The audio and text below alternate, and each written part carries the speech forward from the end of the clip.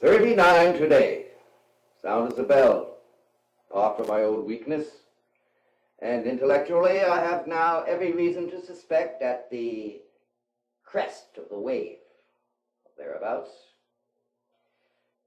Celebrated the awful occasion, as in recent years, quietly at the wine house. Not a soul. Sat before the fire with closed eyes, separating the grain from the husks. Jotted down a few notes on the back of an envelope.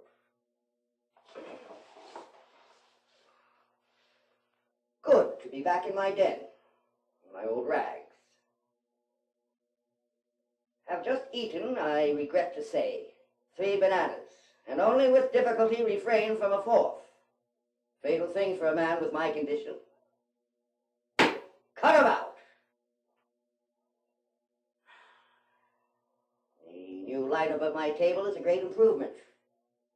With all this darkness around me, I feel less alone. In a way. I love to get up and move about in it, then back here to me. Krapp.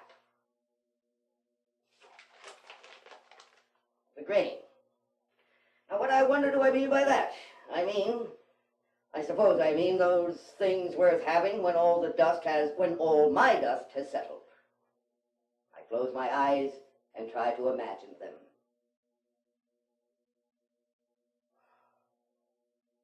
Extraordinary silence this evening.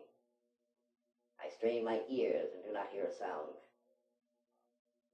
Old Mrs. McClung always sings at this hour, but not tonight. Songs of a girlhood, she says. Hard to think of her as a girl. Wonderful woman, though. Carnot, I fancy. Shall I sing when I am her age, if I ever am? No. Did I sing as a boy? No. Did I ever sing? No.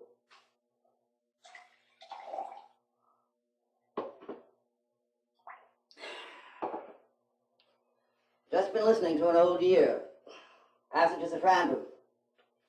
I did not check in the book, but it must be at least 10 or 12 years ago. At that time, I think I was still living on and off with Bianca in Kedar Street. Oh, well, out of that. Jesus, yes. Hopeless business.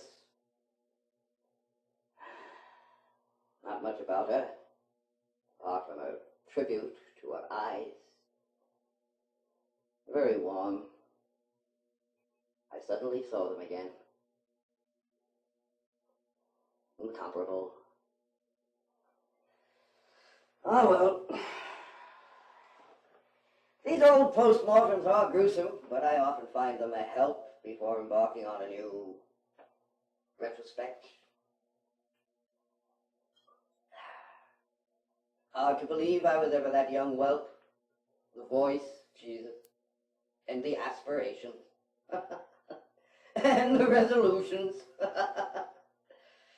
To drink less, in particular. Statistics. 1,700 hours out of the preceding 8,000 odd consumed on licensed premises alone. More than 20%, say 40% of his waking life. Plans for a less engrossing sexual life. Last illness of his father. Flagging pursuit of happiness. Unattainable laxation. Sneers at what he calls his youth, and thanks to God that it's over. Fourth ring there. Shadows of the opus magnum, closing with a yelp to Providence. Oh, what remains of all that misery? A girl in a shabby green coat on a railway station platform? No?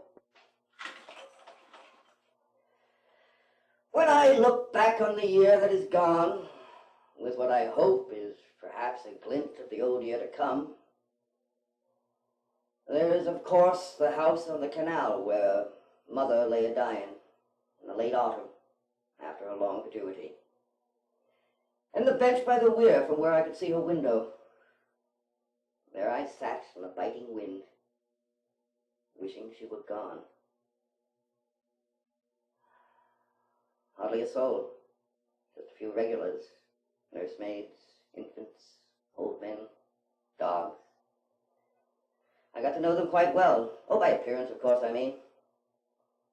One dark young beauty I recollect particularly, all white and starch, incomparable bosom, with a big black hooded perambulator, most funereal thing. Whenever I looked in her direction, she had her eyes on me. And yet, when I was bold enough to speak to her, not having been introduced, she threatened to call a policeman, as if I had designs on a virtue. The face she had, the eyes, like chrysolite. Oh, well. I was there when the blind went down. One of those dirty brown roller affairs. Throwing a ball for a little white dog, as chance would have it. I happened to look up, and there it was. All over and done with, at last. I sat on for a few moments with the ball in my hand and the dog yelping and pawing at me. Moments. Her moments. My moments. The dog's moments. In the end, I held it out to him, and he took it in his mouth, gently, gently. Small, old, black, hard, solid rubber ball. I shall feel it in my hand until my dying day. I might have kept it, but I gave it to the dog. Oh, well.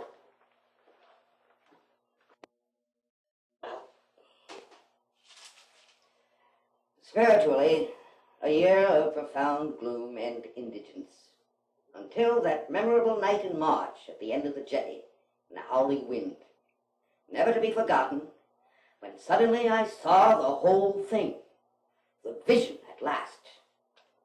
This, I fancy, is what I have chiefly to record this evening, against the day when my work will be done, and perhaps no place left in my memory, warm or cold, for the miracle for the fire that set it alight. What I suddenly saw then was this, that the belief I had been going on all my life, namely my longing for the slightest glimmer of light, as the only means to cast a glance inside myself,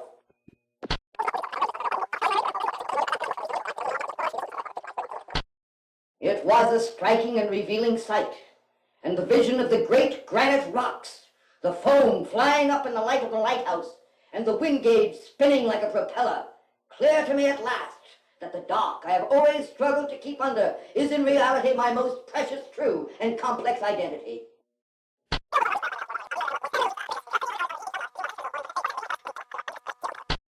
Took in myself the shape of the unshatterable association, until my dissolution of storm and night with the light of the understanding and the fire I suddenly felt inside.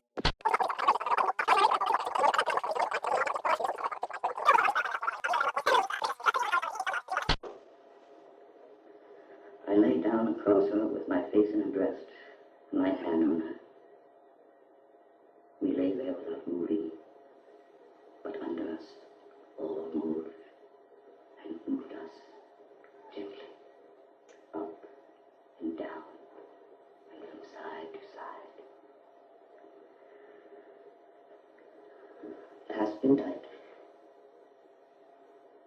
Never knew such silence. The earth might be uninhabited.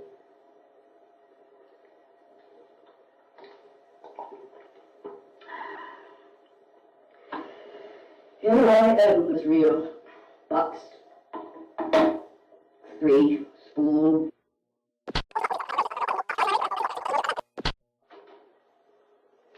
We Sunday afternoon on the upper lake with a punt. Bathed off the bank, then pushed out into the stream and drifted. She lay stretched out on the floorboards with her hands under her head and her eyes closed. Sun blazing down, bit of a breeze, water nice and lively. I noticed a scratch on her thigh and asked her how she came by it. Picking gooseberry, she said. I said again I thought it was hopeless and no good going on. She agreed, without opening her eyes.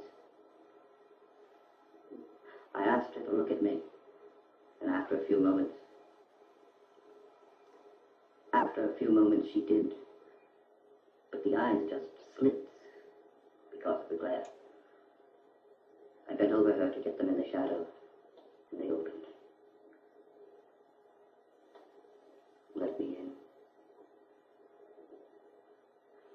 We drifted in among the flags and stuck. The way we went down, sighing before the step.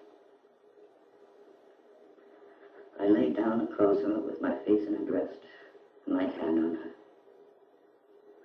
We lay there without moving, but under us, all moved, and moved us gently, up and down, and from side to side.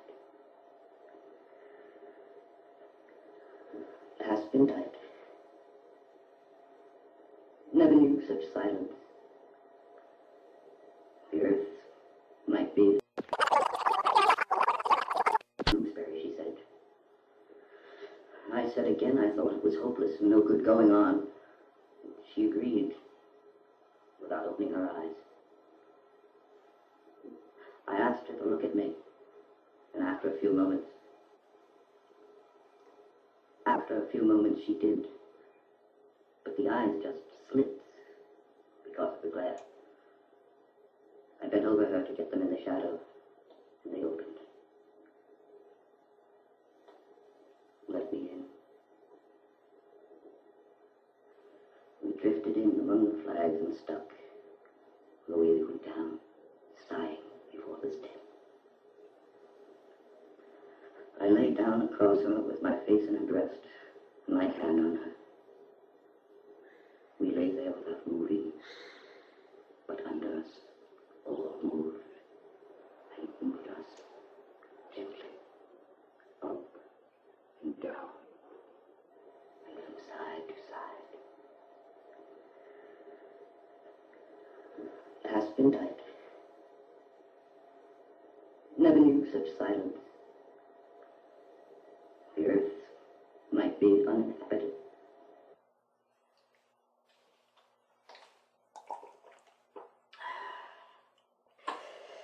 Here I end this reel. Box 3, spool 5. Perhaps my best years are gone, when there was a chance of happiness. But I wouldn't want them back. Not with a fire, anyhow.